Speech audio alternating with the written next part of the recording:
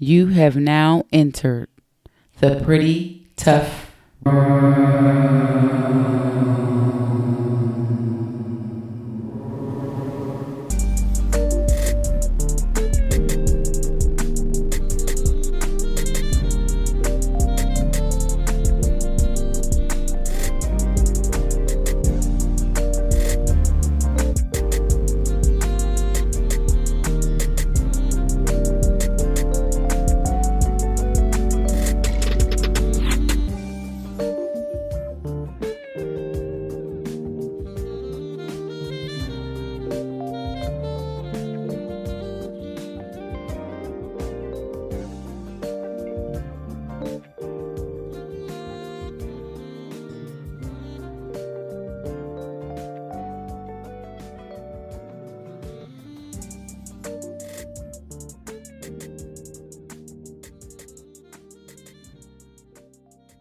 Welcome to the Pretty Tough Room podcast. I'm your host, Sadell P. And today's topic is caring for your own mental health. And it's inspired by May being Mental Health Awareness Month. Now, as I speak, I am currently on PTO from my job because I took a mental health day. And I did so because it's a lot of things going on at work that needs to be done, and it's been kind of consistent lately. And I just needed to take a moment because I started to feel overwhelmed and I wanted to avoid burnout. And people who are in careers that, have tedious tasks, or people who are caregivers, parents, and teachers, oftentimes they're more susceptible to burnout when they're just continuously running and continuously going.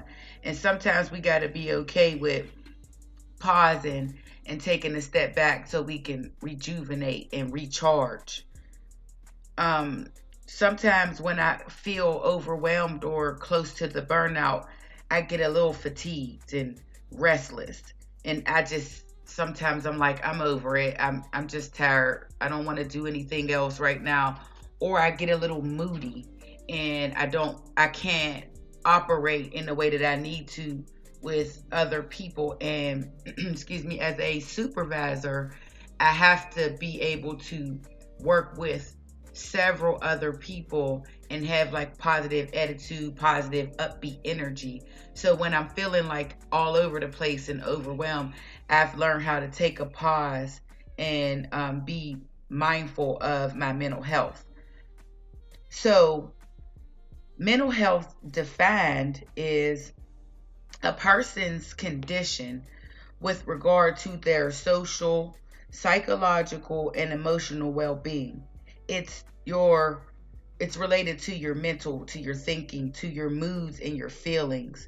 And oftentimes our mental health, if it's off sometimes, or if we find out that it's off at periods of time, like it just keeps coming back around where our mental health is off, it can be due to biological, generational type of reasons, or from some type of trauma or abuse, or your family history, things of that nature. But with mental health, we have to be mindful of how we are thinking and how we're acting, and how it impacts our thoughts, our behaviors, and our emotions. And with respect to maintaining healthy mental health, if we're mindful, like when we're off, how we're feeling in the moments, and then not ignoring those things and utilizing tools to help us through that, then we can be better people for ourselves and to other people. What lengths are you willing to go to ensure that you have healthy mental and emotional health?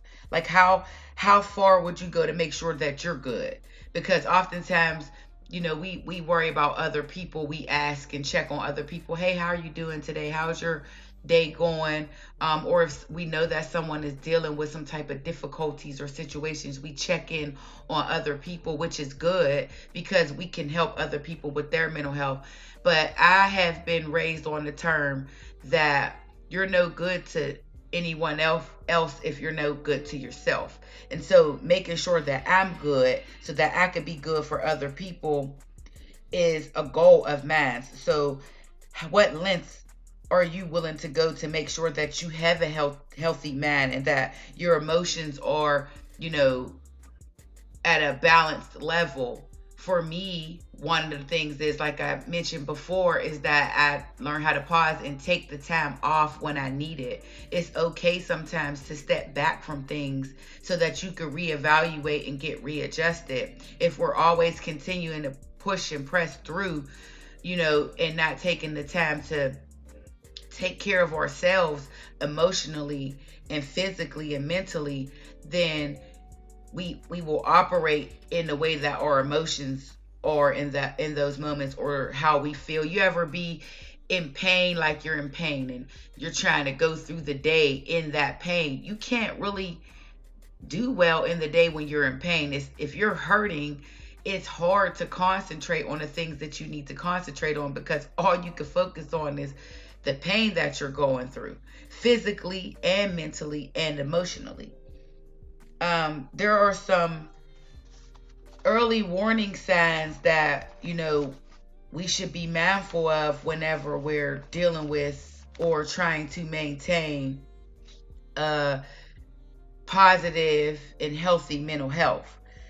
If you start to eat or sleep too much or not enough, if we don't do the usual things we do throughout the day, that could be an early warning sign that your mental health is a little off.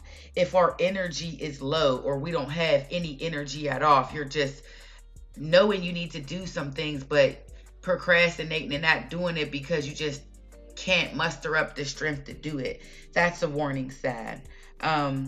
If you do have those aches and pains in your body and you can't explain why, it's just sudden aches and sudden pains, that's a sign. If you start to feel helpless and hopeless, like you can't do anything right, that, you know, nothing is going your way and it's consistent, you just can't seem to think positive or change your mindset to something else. If you're fighting or arguing with people you love or care for, or if you're not getting along with coworkers or being, you know, standoffish to people, that's another sign that your mental health may need a check. You may need to do it yourself, and sometimes we might need to go get help for those things. But making sure that you're intentional about having positive mental health can ensure that you do have that good mental health for yourself and for other people. Practicing healthy mental health by being proactive and not reactive. That's my second point. Like being cognizant about what motivates you, what empowers you or pushes you to be happy, to be healthy, and to be whole. That's being proactive in maintaining healthy mental health. You're more productive when you're joyful, when you're happy, when you're full of energy, you know. So understanding that being proactive to your mental health and intentional with that, oftentimes, you know, making plans for those things can help you out for positive mental health. Don't nobody need to be stressed out and running around. You know, it happens. We do get stressed, but if we are proactive in the day-to-day things that we do, we can minimize that stress and be able to bring it back around when we do feel stressed in those moments. Being unaware of triggers or ignoring or making excuses for your behaviors or actions or your thoughts, and allowing those negative things to dictate or cause you to behave in unhealthy manners, that is how we are reactive and how we're not maintaining healthy mental health. So if we are in a bad mood and we know we in a bad mood, but we don't talk about it, or we don't process it, or we don't do a self check to find out like why we are in that mood. How can we come out of that mood? If we're making excuses, well, I'm in a bad mood today because, you know, I was late. I was running late to work, and so I have to do extra time, or my paycheck was short, or somebody just got on my last nerve.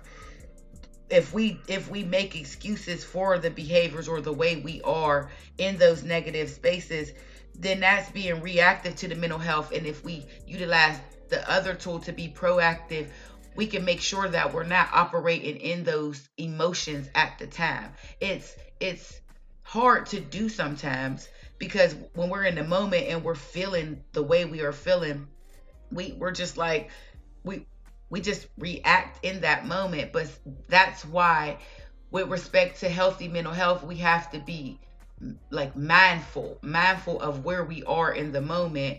And it is important to pause. Sometimes we don't always need to respond to things as they are presented to us. We can be okay with, stepping back and sometimes telling people like, hey, let me get back to you on that, because you know yourself better than anybody else knows you. So you know those certain triggers and things that'll make you, angry or upset or go off on somebody. So just taking a step back, making sure that you check yourself before you respond to people, that can help you not be so angry and upset, and your actions and your thoughts and your emotions can be controlled if you do that.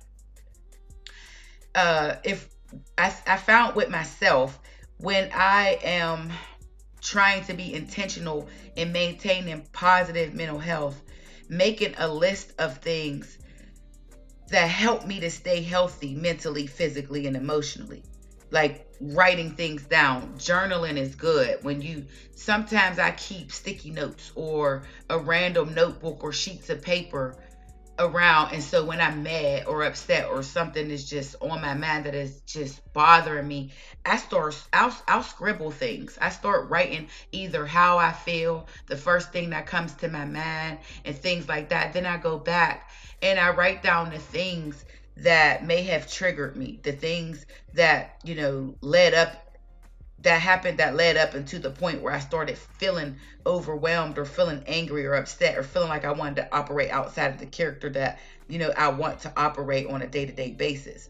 So making a list of the things that both keep you healthy and the triggers that would set you off in the moment, making sure that you can go back to that, having something to refer to. So, put the sticky notes up in your office, in the house, somewhere. I would even challenge you to put them up on the refrigerator, so it reminds you and it reminds other people like, okay, these are Sadell's triggers. Let me not do this, because if I do, she gonna go off. She gonna say some things, or she's gonna operate outside of character. Holding other people accountable. We talked about that a few weeks back. Accountability and responsibility, and being open to letting people know where you're at and how you feel. And sometimes we can't communicate it verbally. So if we write those things down, making a list of those things for ourselves and sharing them with other people, that would be helpful to our mental health as well. The third point I would like to talk about is take a mental health day when needed. So again, I did that. I took my own advice. When I'm off, other people are off. And I've learned that when I start moving around in different avenues and operating in my emotions, from my emotions, then it rubs off on other people, and then their mental health is all over the place, because my energy has rubbed off onto them. When you're being told that something is different with you lately, or you notice changes in yourself, take a mental health break. Maybe you can't take a PTO mental health day, but if you're at work and it happens at work, then pause, take your 15-minute break at that moment, and do what you need to do to bring yourself back into the moment of peace, of, solidarity, so that you can be clear in your mind, so that you can, be able to process and work well with other people. It's not fair that although it happens, but it's not fair that we we get in our feelings and our emotions and our ways, and then we project that off onto other people, and then it throws them off. We should be making sure that not only ourselves, that we ourselves are operating in mental health, but when we are mindful of where we're at and we check ourselves and we are able to change that around to being positive and kind to other people, that helps other people be able to do it for themselves and do it for other people. So then it's a domino effect. Now everybody's just learning tools to be able to help one another to stay with a healthy mental health. Relax and reflect so that you can recharge. Like, relaxing is so good. Right now, in a moment, as I'm recording this podcast, I have my little candle going, my eucalyptus mint candle, and the aroma from it is helping me to be calm as I, give the information about mental health. I don't have any lights on. It's an ambience of some sunlight coming through, and the music in the background of the podcast. All of those things are things that I wrote down that helps me to be able to maintain healthy mental health, so I can make sure I'm in a calm place and I'm able to just relax and reflect on the moment that I'm in. I'm not thinking about what's going to happen tomorrow. I'm not thinking about what's going to happen in a few hours. I'm just basking in the moment and being, appreciative that I have the silence right now. I'm focused. The aroma from the candle, is the nostalgia, is making me even more comfortable. Being intentional with my moments and making sure that I'm okay with me so that I can be okay for other people. Journaling, taking a walk, reading, those are other tools that I use as well. I don't really, honestly, the walking thing, I don't really do too much, but I'm trying to, make goals to do that, because I understand that exercising and walking, produces, that it's, I think it's your melatonin in your brain, but it produces energy in your body, so your brain has more oxygen, and so then you can think clearly and you can move clearly, and just extra breaths in and getting toxins out, because your heart rate goes up, and your muscles and your blood is flowing, and so things is just moving at a pace that allows you to be able to relax and feel energized, although you're moving about. So I think I want to be a little more intentional in walking and exercising. Seeking help if needed. A lot of people won't seek help. There's a stigma with if you're in need with something, and with counseling and therapists, and a lot of people don't want to go see therapists or counselors because they feel like, it makes them crazy, or that that they're not themselves, they're different from other people if they do that. And there's some truth to the fact that you're different than other people. If you're operating in stress, and you're operating in depression, and you're operating in anger, that's not a way that we should be on a regular basis. So you are a little different from someone else who is operating in positivity and positive energy and love and care and concern for other people. But seeking help is not a weakness. It's actually a strength. It's easier for you to not seek help. It's easier for you to be like, I'm not doing that.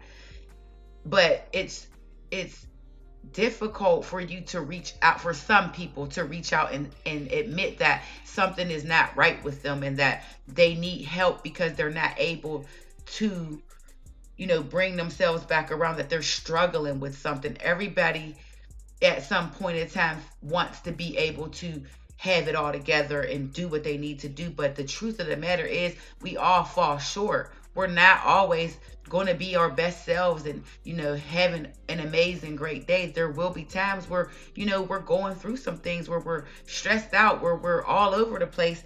But if you understand that seeking help isn't a weakness, and that it is a strength, because if you seek the help, you can gain tools and insight on how you can work on getting stronger in those areas and letting go some of the things that's holding you back or that's making you feel heavy or stressed out, and you will be strengthened in those areas. So one of the things that I want to press about, during this mental health month is the seeking help part.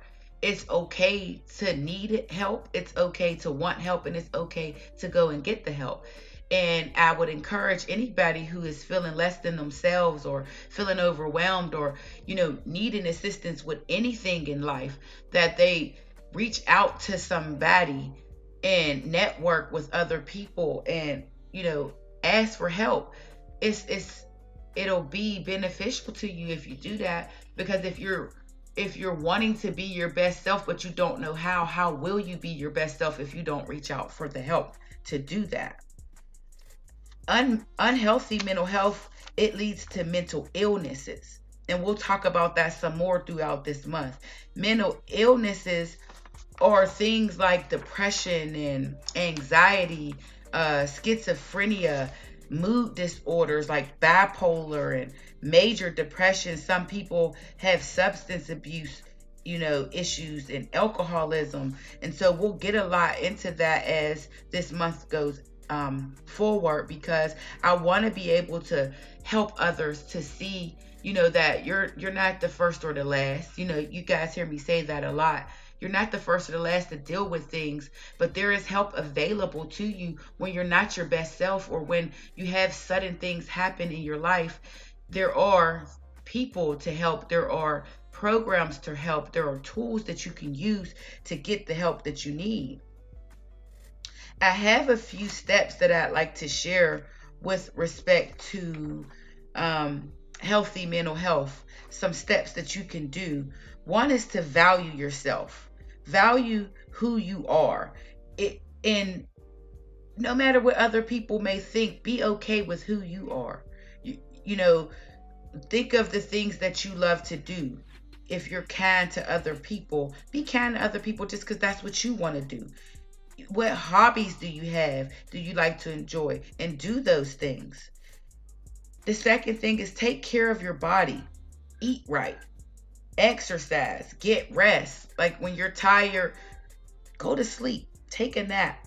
Or even if you're not sleepy tired, but your body's tired, take a bath, a hot shower, sip some chamomile tea. Lay down and turn the lights down. Let the candles be lit and the aroma fill the room and just relax. The third thing is have healthy connections. Be around people who you can relate to, who are encouraging, who will, pour into you, that, be able to see like, hey, sis, hey, brother, it seems like, you're a little off, and how about we go and just have coffee? Let's go exercise. Let's read. Let's study together. Make sure that you have those people in your life that you're able to go to talk to vent to, but that they won't only just listen to the issues and the concerns, that they're able to provide you tools to help you with those things so that you could be a better you. Maybe do some outreach work. That's the fourth thing. Sometimes it makes me feel good when I do things for other people, when I'm able to sew into somebody, or, see somebody struggling with their groceries and I help them out, or being at the store and somebody's about to pay for coffee in front of me and I, do it for them. When I do things like that, that gives me so much more energy and it makes me feel, good. And I may have been having a bad day, but being able to do something for someone else will change that around for me sometimes. The fifth thing would be to avoid or manage your stress. I mean, we can't avoid stress. That's just, sometimes we just got to be able to recognize it when it's there. But if you meditate, again, journaling or take a walk or read, and that's a way that you can manage your stress. When you know that you're stressed in the moment, instead of operating in that, you be intentional and change your mindset. Like, no, I know I'm here, but let me go over here because I want to be I want to be a better person. Right now, I don't want to be in this moment. It's nothing I could do about this moment, or there's something I could do about this moment. Let me go ahead and do that. But then after that, just letting it go so that it's not taking control of you. Because, with stress, and that's something else we'll talk about in the month to come. It'll affect your physical. You can get aches and pains from being stressed, headaches from stress, irritability from stress. So avoid it as much as you can, going back to writing down your triggers and things like that, so you're mindful of those things so you can avoid it as best you can. But in those moments where stress is present, then managing it by locating and utilizing tools to do so.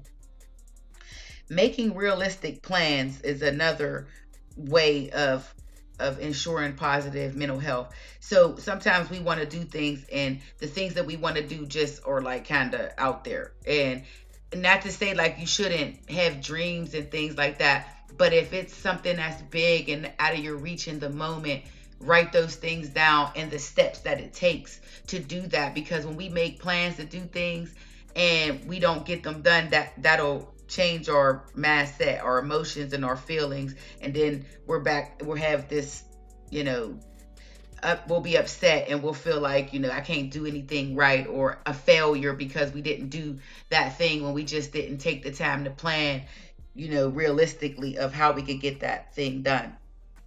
The seventh thing is to step out of the routine. I know for me, routine drives me nuts. I do not like driving to work the same way. And I realized the other day, like, I've been going the same way to work.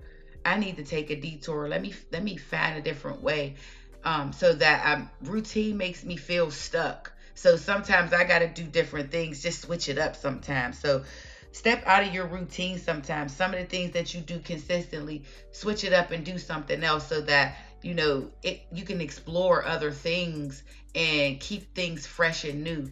So routine sometimes it get boring, and it'll keep you in a mindset of mediocre and mediocrity. And I don't do mediocrity well. I like some change when I need to, and I work with that as best as I can. Avoid alcohol and drugs. So, I mean, it's okay to have a wine glass every now and again. But with respect to your mental health, alcohol and drugs can intensify. Oftentimes it does. And then it makes us react in ways that we wouldn't if we were sober minded. So that's just one thing that I know that some people enjoy having a nightcap or two or three or four, but just be mindful with respect to mental health that when you do that, if you're off physically, if you're off mentally and emotionally, and you do, indulge in alcohol or drugs, that will intensify, and it can create more of a issue than you probably would want. These steps, these 8 or 9 steps, I got from a website at the University of Michigan when I was researching about mental health. I was making sure that I was intentional with giving information and tools that people can use, because mental health affects everybody every day. Caring for our own mental health requires us to be intentional and careful with the things that we do day to day. We ought to be present with the things that stress us and work on those things in the moment so we can become mentally healthy. If we don't do that, we could become mentally ill. And some mental illnesses are genetic, and others develop from the lack of taking care of our mental health. Mental illnesses like anxiety, depression, codependencies, multiple personality disorders, stress, that all could be the result of unhealthy care of our mental health. When we are intentional about taking care of ourselves in our homes or our jobs, our relationships, and even our own personal lives as individuals, seeking help when we struggle with anything, we can help ourselves and others to do the same and minimize the mental illnesses that most people deal with daily. Well, thank you for joining me on today. For next week's topics, please comment on our YouTube, Facebook, or Instagram pages on this question. What ways do you struggle or combat with mental health or mental illness? And how do you manage it? I'm interested to know. I'm going to be doing a live podcast on May the 20th. And on that podcast, that live broadcast. It'll be about stress and depression and bipolar, and just what it is, how we deal with it, some of the struggles we have with it, some help that's out there. I'll be providing telephone numbers for us to reach out to it so that we need help. I want to be able to help people to understand that mental illness is real, and we can combat it. We can at least minimize it if we are mindful of it, and being okay with, if it's us or if it's someone that we love that struggles with it, getting the help that's needed and where to turn for that help. Well, that's it for today. Thank you for joining me.